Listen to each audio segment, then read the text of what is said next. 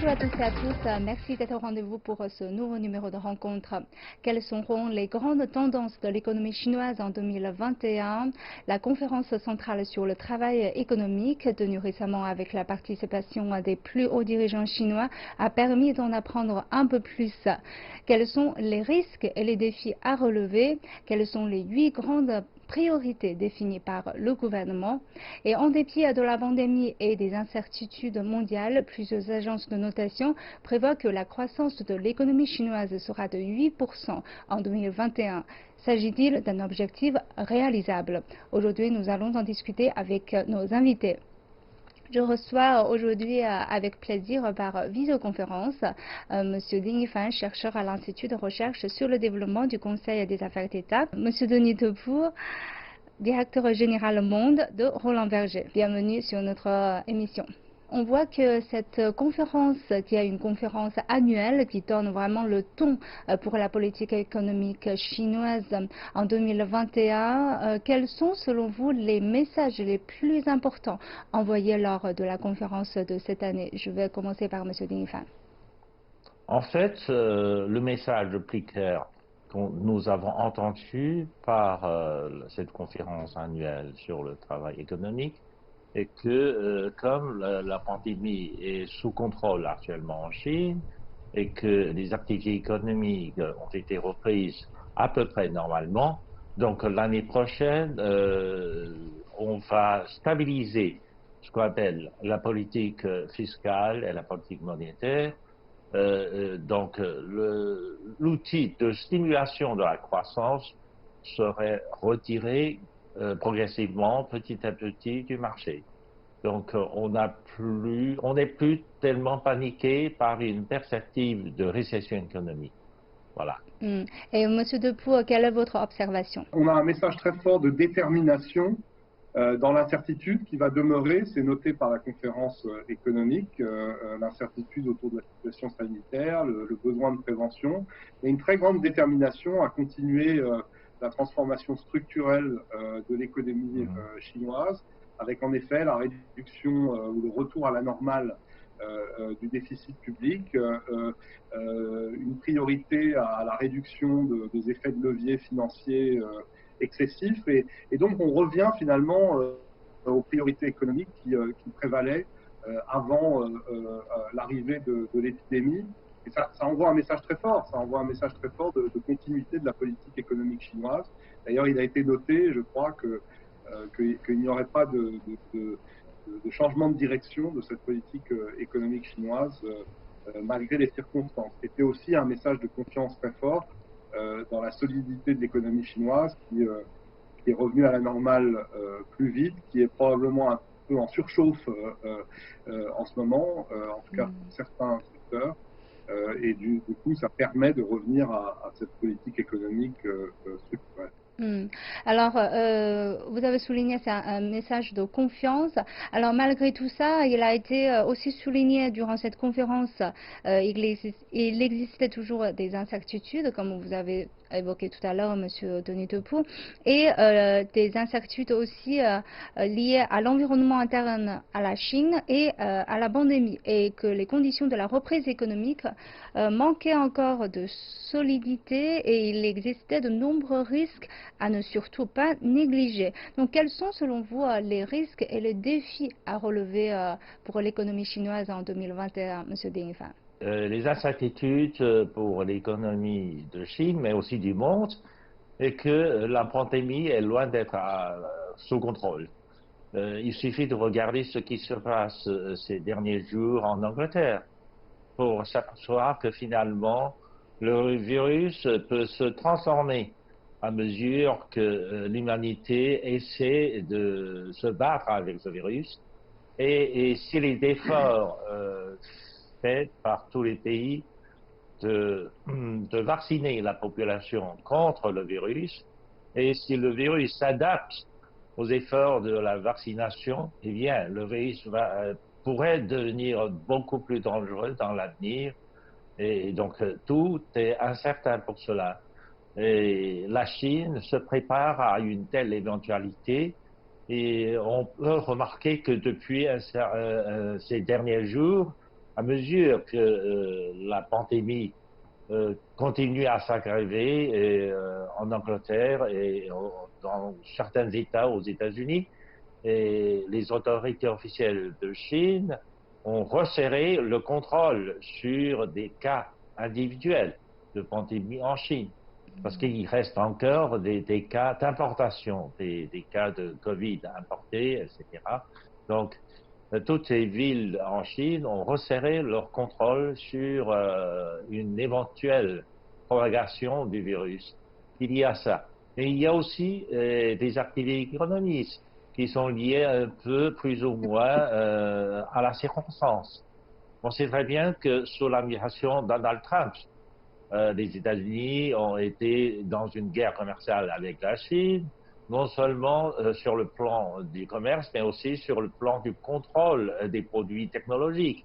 Alors que dans le passé, il y a eu beaucoup d'échanges et de coopération entre la Chine et les États-Unis dans le domaine de ce qu'on appelle la haute technologie. Et la Chine doit faire face à une éventuelle rupture de coopération technologique de la part des États-Unis avec la Chine. Et pour cela, le gouvernement encourage les entreprises chinoises à investir davantage dans la recherche et le développement dans des secteurs bien déterminés, c'est-à-dire des secteurs visés par le contrôle de l'administration américaine. Et cette situation risque de persister en dépit du changement du gouvernement aux États-Unis. Voilà. Et M. Depou, au niveau des entreprises, quelles sont, selon eux, des plus grandes inquiétudes sur l'économie chinoise en 2021? Je crois que les incertitudes et les risques qui existent sont les mêmes que ceux qui existaient avant l'épidémie. Donc on a toujours cette financiarisation excessive parfois et cet effet de levier financier excessif qui crée des bulles spéculatives dans certains secteurs, en partie par exemple dans le secteur de l'immobilier, mais aussi dans des secteurs financiers. Donc ça, c'est un premier risque qui préexistait, qui existe toujours. Le deuxième risque que nous analysons, c'est le risque lié à la dette, en particulier à l'augmentation de la dette des gouvernements locaux.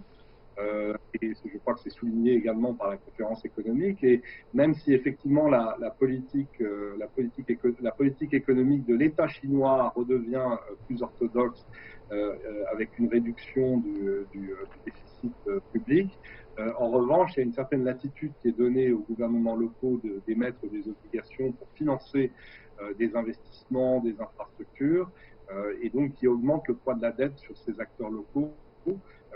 Donc il faut surveiller ça parce que ça crée un risque structurel dans l'économie.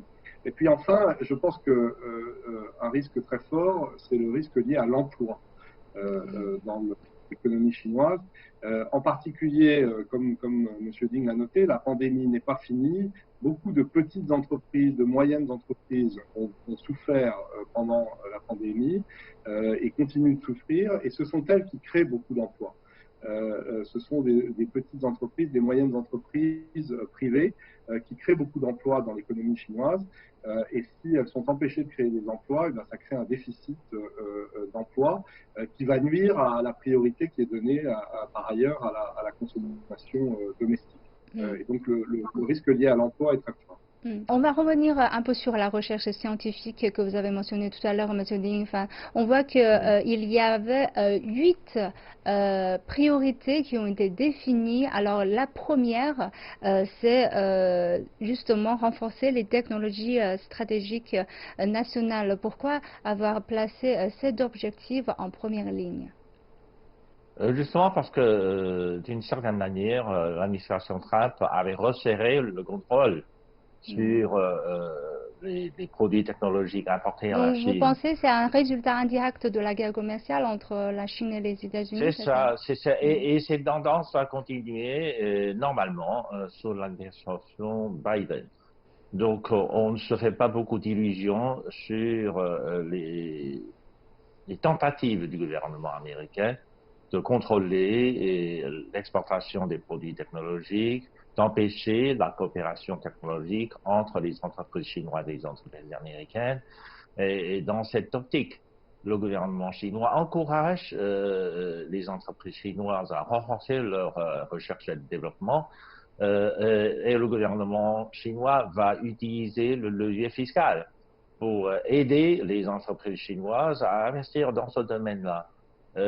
Mais on va essayer d'effacer les effets d'arrosage, c'est-à-dire que sur le plan de macroéconomique, le gouvernement ne va pas relâcher la politique monétaire comme si on va arroser tous les champs. Non, on va essayer de diriger, comme vous avez mentionné, vers les 8 secteurs. Donc on va essayer d'arroser de façon plus précise ou d'utiliser la technologie d'irrigation au compte-gouttes. C'est-à-dire que l'eau va couler directement, donc le financement va couler directement dans ces secteurs au lieu d'aller directement sur le marché, ce qui pourrait provoquer un peu plus de bulles. Voilà. Pensez-vous que cette définition de la première objectif est aussi un résultat de la guerre commerciale entre la Chine et les États-Unis? Oui et non. Oui, parce que il est clair que la Chine doit améliorer sa souveraineté technologique dans un certain nombre de domaines où elle est dépendante des États-Unis ou de technologies américaines qui sont désormais bloquées, ou d'autres technologies qui pourraient être bloquées d'une manière ou d'une autre par l'administration américaine, et donc il faut accélérer ce mouvement. Non, parce que c'est pas complètement nouveau.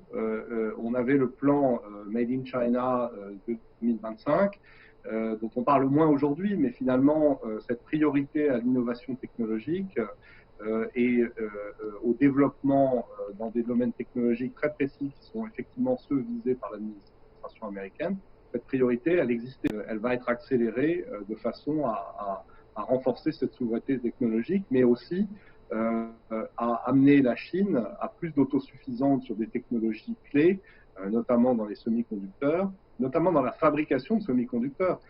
La Chine et certains acteurs chinois sont déjà très sophistiqués, parfois plus sophistiqués que des acteurs européens et américains dans la conception de semi-conducteurs, dans la conception de circuits intégrés.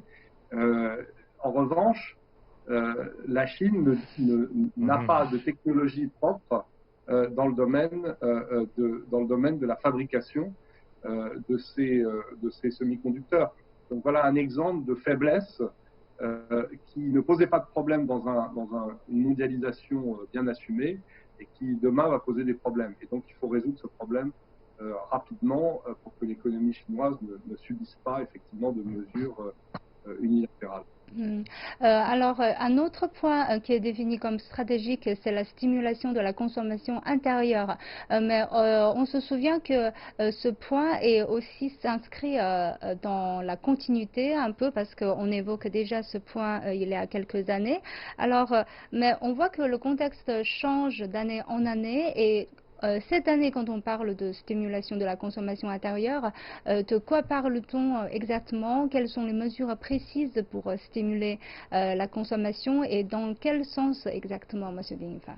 Depuis 2008, depuis la dernière crise financière internationale, le gouvernement chinois n'a cessé d'utiliser des instruments publics pour essayer d'élargir le marché de consommation intérieure et d'encourager la consommation intérieure. Mais dans le passé, l'encouragement de la consommation intérieure était appuyé par des mesures fiscales.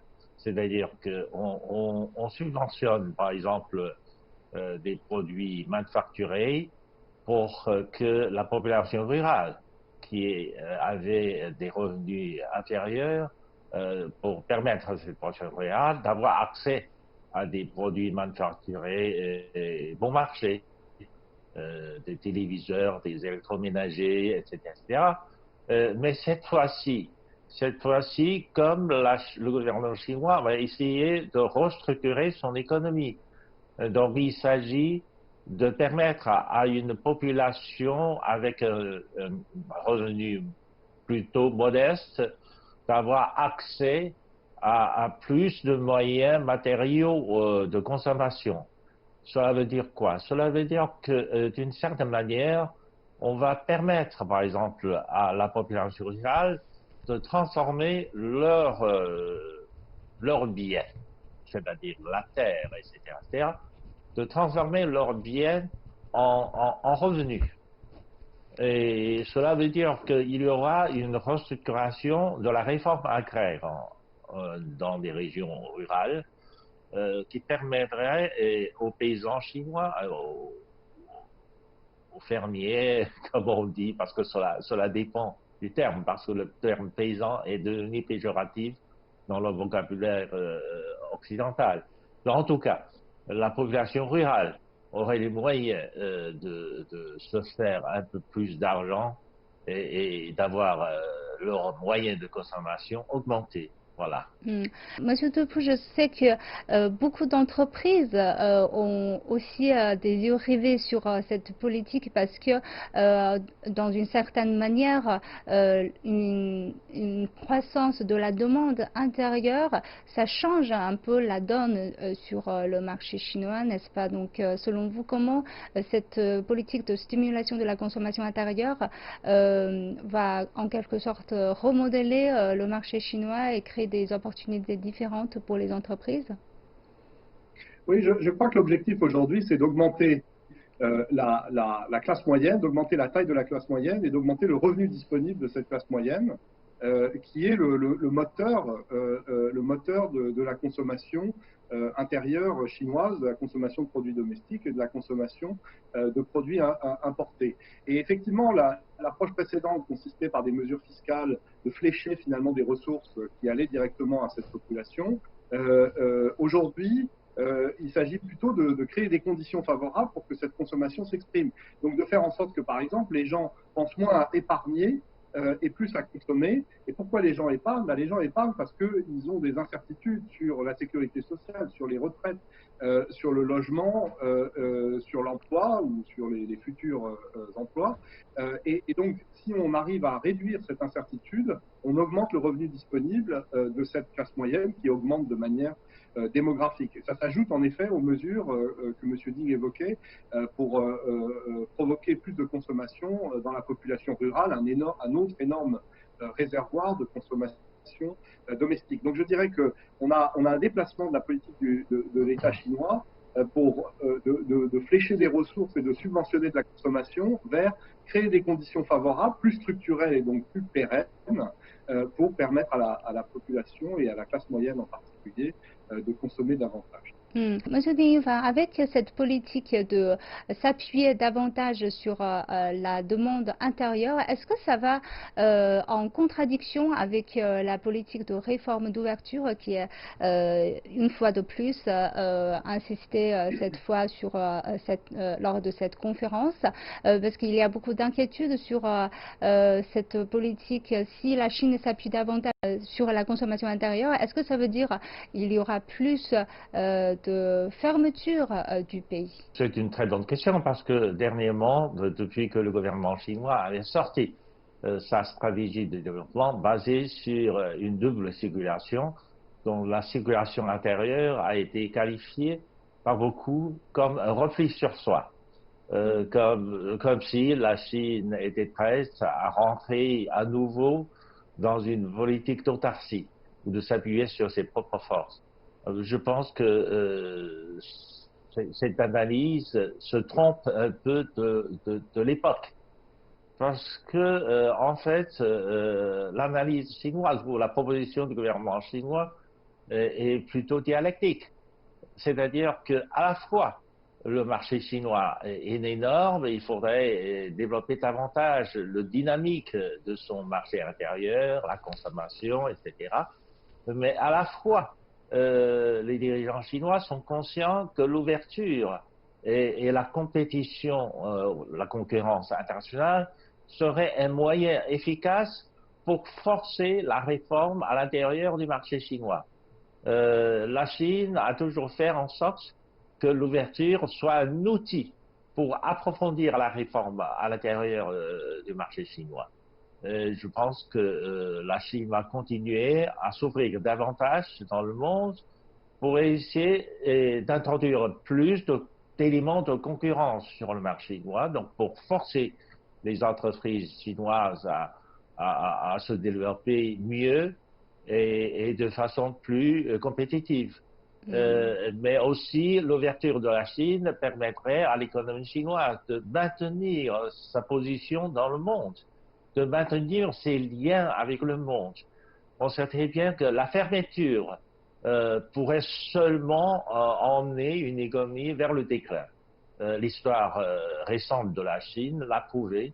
Et cette fois-ci, je pense que les dirigeants chinois veulent promouvoir la réforme, non, par l'ouverture, pardon. On veut toujours promouvoir la réforme par l'ouverture. C'est un objectif et une expérience réussie dans le passé et on va continuer sur cette voie. Monsieur Depot, est-ce que vous avez quelquefois des difficultés à expliquer à vos clients, par exemple, est-ce que ça constitue une contradiction pour vous, davantage appuyé sur la consommation intérieure et l'ouverture du marché chinois? Il est vrai que le concept de circulation double est très mystérieux pour les états-majors des entreprises étrangères et peut créer un peu d'inquiétude. Donc ce risque de repli sur soi, il existe toujours et pas seulement en Chine. On le voit bien partout dans le monde. Nous le voyons assez différemment. L'économie chinoise arrive dans une autre phase de maturité. Elle doit devenir un peu plus autosuffisante, c'est normal, et c'est vrai d'autres économies développées, donc ça n'est pas quelque chose de très spécifique à l'économie chinoise. Ça veut aussi dire que les entreprises étrangères qui exportent en Chine, peut-être, vont davantage produire en Chine pour le marché chinois, vont davantage innover en Chine pour le marché chinois.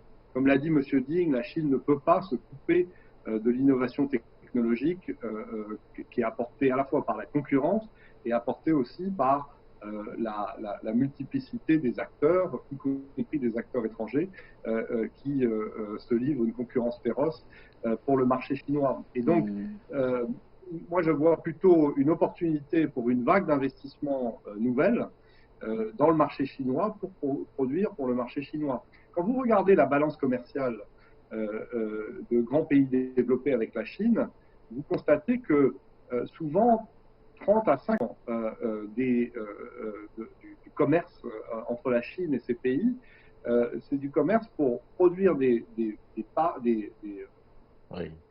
pièces détachées. Des pièces détachées, etc., en Chine, pour les réassembler aux États-Unis ou en Europe.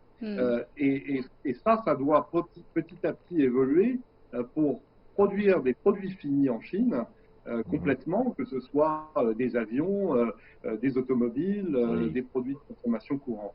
Et c'est ce mouvement-là qu'on va observer et qui va générer des investissements. On le voit déjà dans la chimie, par exemple, dans la pétrochimie, avec des investissements massifs en Chine. Monsieur Depot, je voudrais continuer avec vous parce que en parlant de l'ouverture, on a cet accord de l'investissement qui est négocié pendant très longtemps entre la Chine et l'Europe et les deux parties ont affiché leur volonté de finaliser cet accord cette année. Alors où en est-on maintenant? Est-ce qu'on avance toujours? Donc quelles sont vos attentes en tant que pour les entreprises? Alors moi, je ne sais pas où on en est, parce que la négociation est très confidentielle et c'est mieux qu'elle le reste. Ça donne encore plus de chances d'avancer. Mais en effet, on semble proche d'un accord avec des compromis importants de part et d'autre. Ce qui est important, c'est pas tellement si on arrive à conclure cet accord dans les jours qui viennent ou dans les semaines qui viennent. Ce qui est important, c'est le contenu de cet accord après 7 ans de négociations. Il s'agit aussi de faire en sorte que cet accord, une fois qu'il soit conclu, il puisse être adopté par le Parlement européen et donc ça suppose de bien travailler les conditions dans lesquelles il peut être conclu. Donc si ça prend un peu plus de temps, je dirais que c'est pas très grave si ça permet de s'assurer de sa bonne fin. Ce que les entreprises attendent, c'est davantage d'ouverture et d'enlever les dernières barrières qui existent, et il y en a déjà beaucoup qui ont été enlevées dans les 3 dernières années, sur les investissements européens, étrangers en général et européens en particulier, en Chine, en particulier dans des domaines qui sont encore restreints, comme les véhicules électriques, comme les technologies de l'information, de la communication ou des télécommunications, les hôpitaux, l'éducation, donc des secteurs qui pourraient devenir accessibles et où il pourrait y avoir des investissements européens à la fois dans la production, mais aussi dans les services, qui est un nouvel enjeu très important de développement en Chine. Donc c'est ça l'attente des entreprises européennes. L'attente, c'est aussi que, au-delà, je dirais, des grandes règles nationales, tous les processus administratifs qui existent, même lorsqu'un secteur est ouvert, soient simplifiés et mettent au même niveau des entreprises européennes et des entreprises chinoises. Il y a aussi cette question fondamentale sur laquelle je crois beaucoup de progrès ont été faits du rôle des entreprises d'État. Et on voit que la politique chinoise a un peu évolué. Au cours de cette année, on a vu des défauts d'entreprises publiques ou des défauts de repaiement de dettes d'entreprises publiques qui montrent bien que la politique chinoise change et qu'on accepte qu'effectivement, les entreprises qui structurellement ne peuvent pas survivre puissent être restructurées. C'est une demande très forte des entreprises européennes pour être simplement au même niveau que les entreprises chinoises. Donc je pense qu'on fait des progrès. Voyons si ça peut se conclure dans les quelques jours qui viennent. Ça prend encore quelques semaines, ça n'a pas beaucoup d'importance. On n'a pas beaucoup de temps de discuter davantage sur les détails de cette conférence, mais on voit qu'en dépit des incertitudes et de la pandémie, plusieurs agences de notation prévoient que la croissance de l'économie chinoise en 2021 atteindra aux alentours de 8%. Et s'agit-il d'une prévision raisonnable, Monsieur Depoux? On a effectivement différentes visions sur ce chiffre. Moi, je ne crois pas beaucoup aux chiffres très précis sur la croissance parce que derrière ce chiffre, il y a des disparités très importantes entre provinces, entre secteurs. Je crois aussi que ce qui est important dans cette reprise après le choc de la pandémie, et l'incertitude qui subsiste l'année prochaine, notamment sur la demande mondiale en fonction de la situation sanitaire des autres pays. C'est pas tellement le chiffre de 2021, c'est plutôt la tendance entre cette année où la Chine va croître de 2%, si j'ai bien compris, et puis l'année prochaine. Donc si la Chine revient à une tendance à 5,5% qui était la tendance précédente, au fond, c'est mission accomplie.